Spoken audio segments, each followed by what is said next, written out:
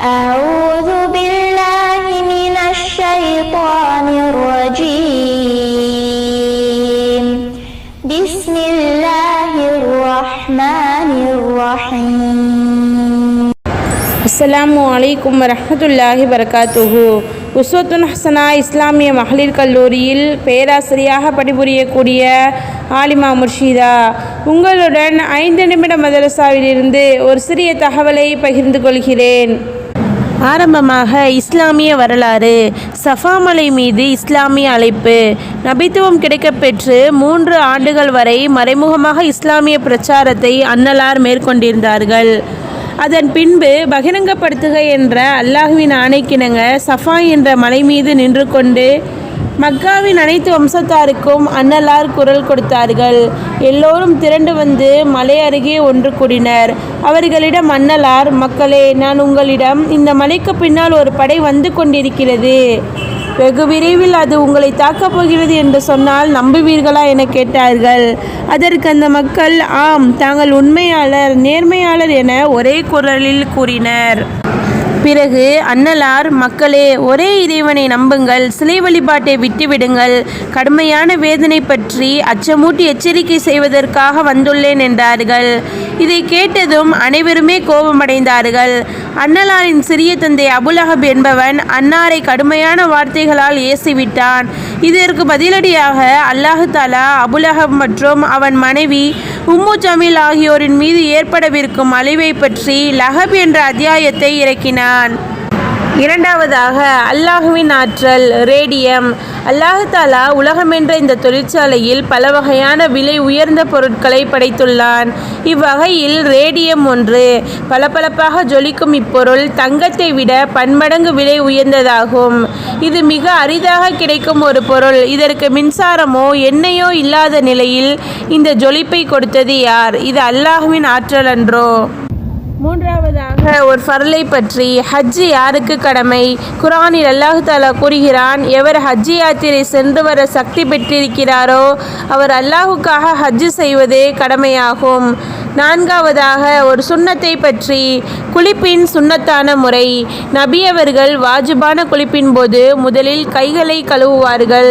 பிறகு இடது கையில் தண்ணீரை ஊற்றி வெக்கஸ்தலத்தை கழுவுவார்கள். பிறகு தொழுகைக்கு உழு செய்வது போன்று உழு செய்வார்கள்.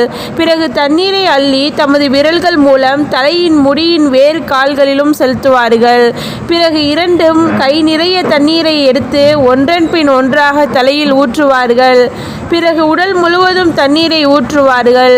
இறுதியாக 2 கால்களையும் கழுவுவார்கள்.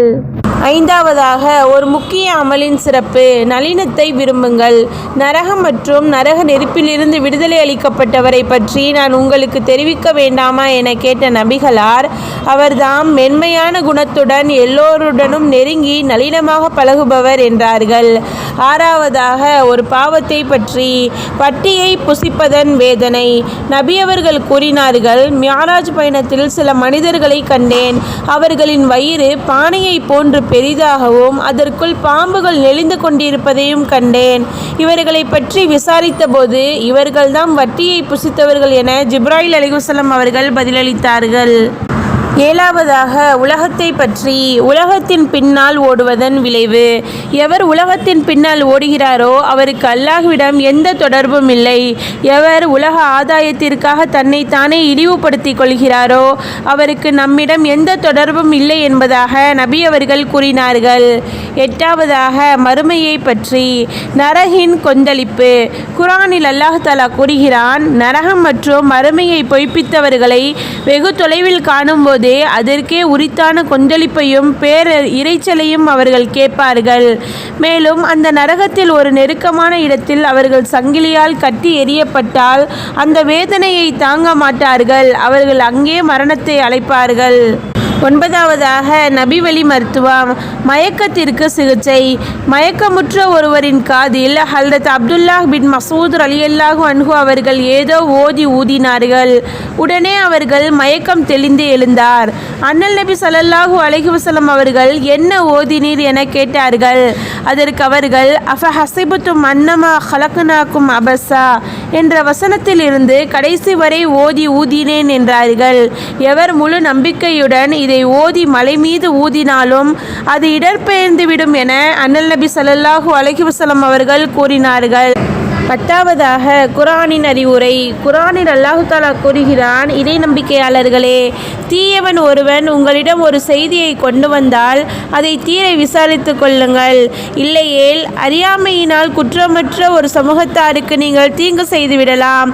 பின்னர் நீங்கள் செய்தவை பற்றி நீங்களே வருத்தப்படுபவர்களாக ஆவீர்கள்.